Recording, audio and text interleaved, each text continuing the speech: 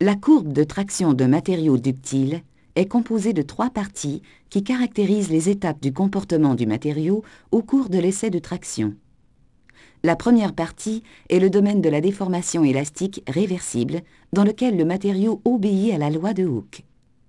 La valeur absolue de la déformation reste faible, de l'ordre de quelques dixièmes de % à la fin de ce domaine.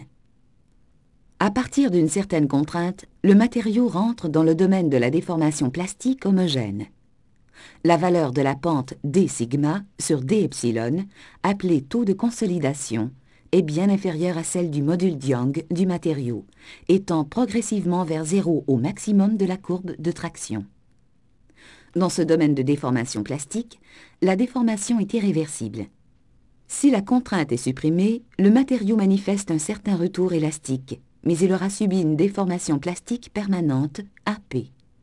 Dans ce domaine, la déformation plastique est dite homogène, car elle affecte l'ensemble de l'éprouvette qui a diminué de section, la section restant toutefois la même tout le long de l'éprouvette de traction.